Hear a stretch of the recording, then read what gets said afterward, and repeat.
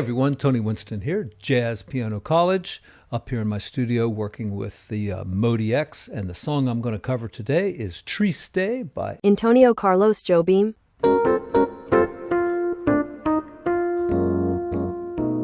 Now, for you folks that are interested in the MODX, I used to work with this a good deal, but I haven't done much lately with it. However, I did work on this one patch yesterday, and it's my own electric piano patch. And I've never liked the way it, jumps to a higher kind of tone when you hit it a little bit harder. And I changed it so that it would have a smoother velocity curve and change gradually instead of all of a sudden changing to a brighter tone. So I altered that, and I also put on the super knob a way to put a chorusing effect. But mostly I use it completely straight, no chorusing, just a little bit of reverb. Now in the song I'm going to cover some interesting ways of diagramming the song in terms of like 2-5-1s and chord symbols using the Roman numerals. And it's a little different than the way most people do it. It's the way my teacher taught me 25 years ago. And it really kind of focuses on what we call temporary 2-5-1. So if it's a 2-5-1, doesn't matter if it's in the key of B flat, which the song is in. If it's a 2-5-1 in another key, we still call it a 2-5-1. And we also say on the 5 chord, it's a 5 of something. Like if it's going to the 1 chord, we say it's a 5 and put a slash 1. So 5 of 1 and then the 1 chord. If it's going to a minor chord, we say it's a 5 of a 2 chord. And even though we're following the cycle of fifths and going to what seems like a 1 chord, if it's a minor, we say it's a 5 of a 2.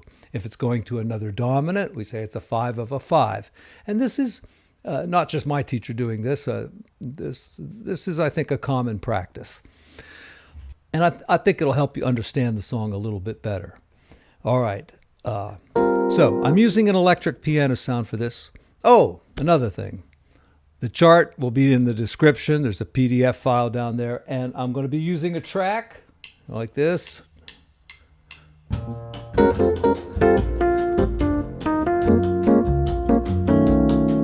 Right? And the track will be down there also in the description for you to download. And it should take you right to the track. So you click on the link. It goes to my Google Drive or whatever, and the track will be there. You can download it or just play along with it. There you go. All right. We're starting on the 1 chord, and it's a B flat. One thing about electric pianos is you don't want to play chords usually like this. Thick chords. I know a lot of like neo-soul people kind of use the electric piano that way, but in general, you really want to space out your notes carefully in open voicings. Stacks of fourths work really well. When you start, getting extra notes in there, it just kind of muddies the works. So, keep it fairly sparse. You'll find that, if you're playing the melody and doing some left-hand voicings, you only have to do stuff like that. You can just use guide tones and it'll sound fine. All right, so we got a B flat chord here. One little tricky reharm. I know people that are advanced, they're impatient and they want the good stuff right away. So, all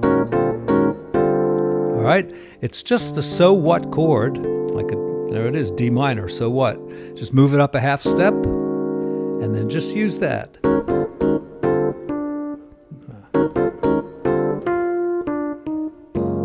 Okay.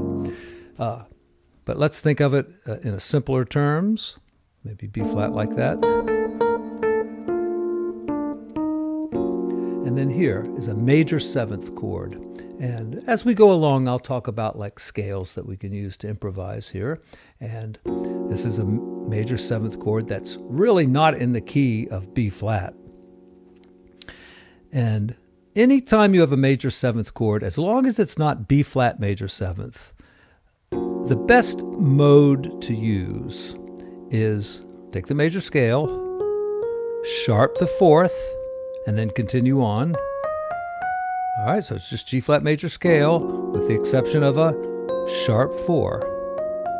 And see, the C gives you kind of a common note with B flat. All right, and this is called the Lydian mode.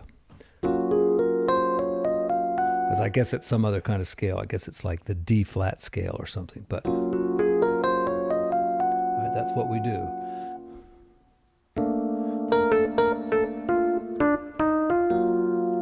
And really, all you need to play is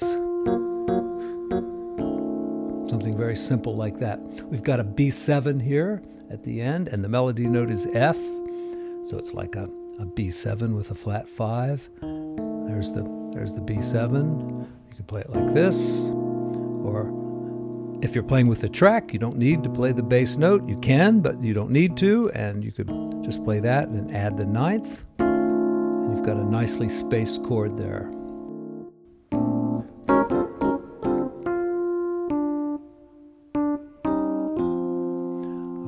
We've got D minor now. That's not going to cut it, right?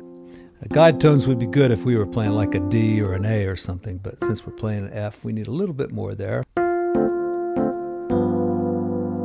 I like that. Nice open voicing on C minor, and then... Oh, and notice, back there on the D minor, it's the 3 chord in B flat. But we're calling it a 2 chord because we've got a 2 and then a 5 chord and then another 2 chord. But you know, it's like the 1 of a 2-5-1, right? Right. But we're calling it a 2 chord just because it's a minor chord. Little thing about 2-5-1s. The middle chord, the 5 chord, has got to be a dominant. The other 2 chords can be just about anything, but that middle chord has got to be a dominant. And as long as it's following the cycle of fifths, you know, counterclockwise around the wheel, it's a 2-5-1. So the first chord is usually a minor, and that's why when we have a minor chord, you know, we're calling it a 2 chord.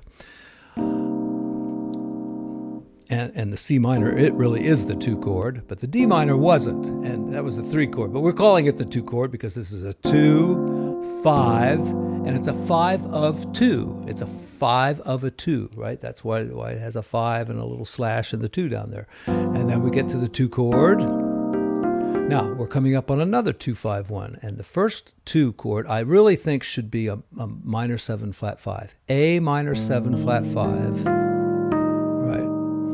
And then the D, it's kind of like an altered D, like you know, like a D7 with a sharp 9. That's really the sound there. So let's use A minor 7.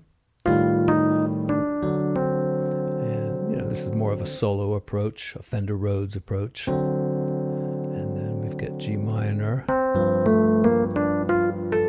All right.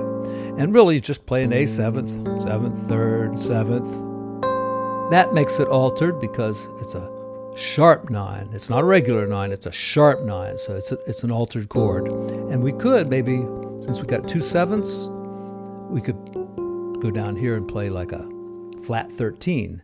Now, if it was a regular 13, you can't quite call it an altered chord because, you know, regular 13 has not been altered. But when you flat it, it's altered. And that'll sound great.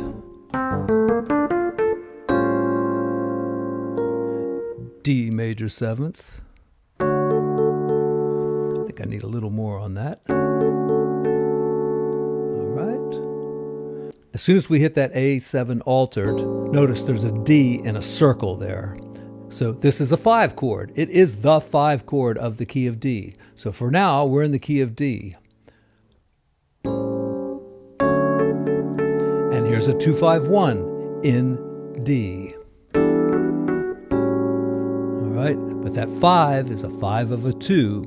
It doesn't mean we're going right back to the E minor, that 2 chord. It means we're going to follow the cycle of fifths. Right? Now, really, if you were trying to transpose this or for somebody else and gave them all these Roman numerals like this, they'd be pretty lost. So this is really just kind of another way of looking at 2-5-1s, cycle of fifths, harmonic analysis. If it helps you understand the song better, great. If not, just bear with me and we'll get through this song together somehow. E minor, D minor. All right, And this is another 2-5 of a 2, because we're going to C minor. And this is the real 2-5-1, right? C minor, going to the 1 chord.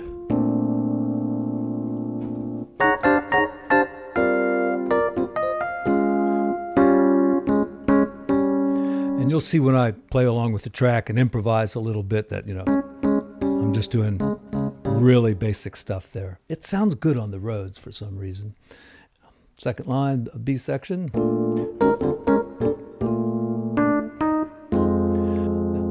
Most of the time when you analyze a song like this would be the 5 minor, right? Not a dominant. It would be like the 5 minor going to the 1 dominant to the 4, all right? It's a 2-5-1, and it's often written that way. 5 minor, 1 dominant. Got to write a 1 and put a 7 by it.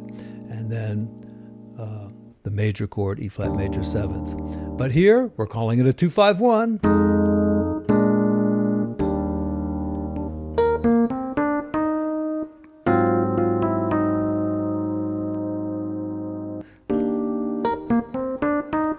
All right, so in B flat, that's the flat 7, and that's what we're calling it. And then here, we've got a kind of an interesting thing. All right, now the G minor and the C is kind of the 2-5, and it's going to F7th, but we've got a chord in between there. And this is getting tiring, so I'm just going to finish the song here. We've got a minor chord, another minor chord, and then C7, and then we're into our real 2-5-1 here.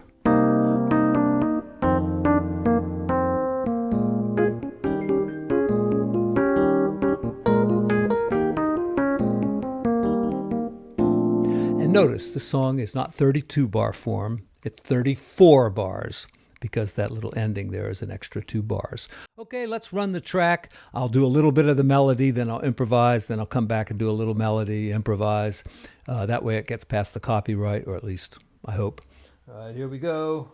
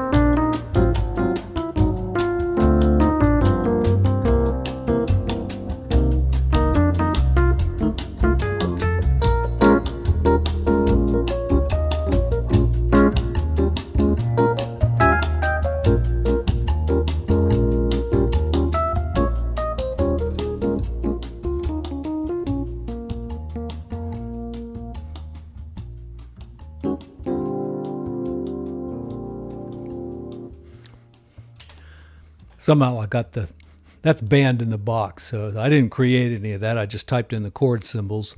So it's AI basically. And like I say, the track is down there for you to use. The hardest little change comes in the third line of the B section, because I always used to do it like this, and I think this is an alternative way. So you do kind of usually want to hit that on the beat 4 there. I couldn't figure out how to make the track do that, but...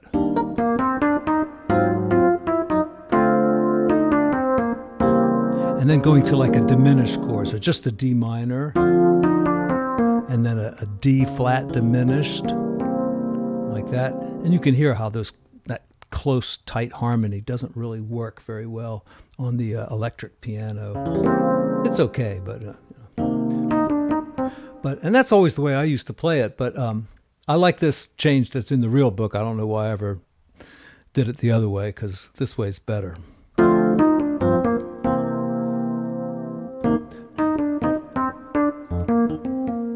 right, anything else I can think about here? You know, we had that G flat Lydian scale,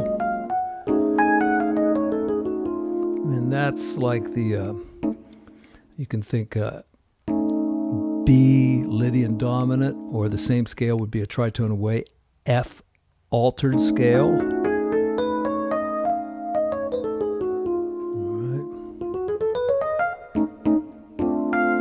When you get to the D minor, usually don't play the 9th on a chord that's the 3 chord, even though it says 2, because it's not in the key of B flat. But nowadays, I mean, you know, people do it all the time. So a little diminished chord here, you know, rootless voicings like that. D minor could be like this. G could be like that. Though with that melody note, probably better like that. C minor, and it gets so low here, you could actually do an A dominant here, like that, or just make it like this, because that gives you the flat 5 right there in the melody. There's a good A altered chord. You could add the C, but once again, you know, less is more on a Rhodes.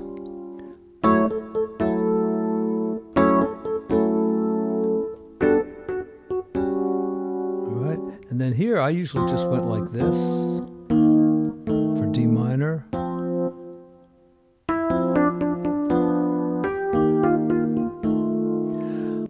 When you're doing bossa nova as a solo piano player, they tell you to just play half notes down here. And you see the rhythm is 1, 2, and 3, and 4, and 1, 2, and 3, and 4, and 1. Almost every note is on the and. So it gives you a lot of rhythm.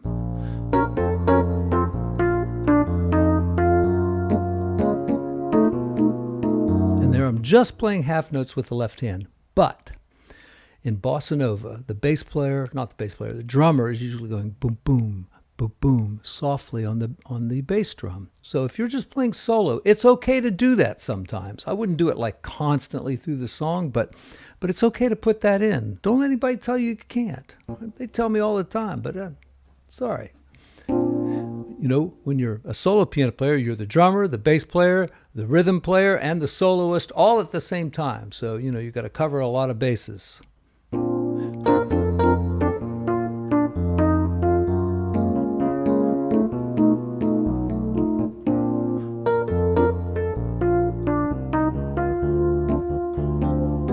Especially there in those wide open spots.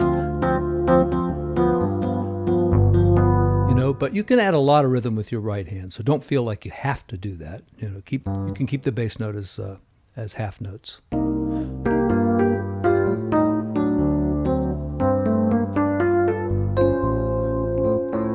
Right there, it works.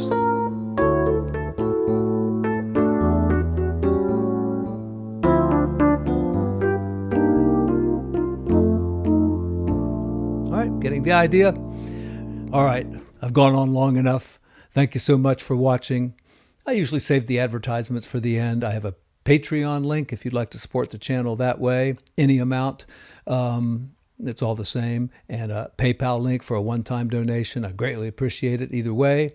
And also just hit the like button, subscribe, leave a comment. Try to respond to as many of them as I can.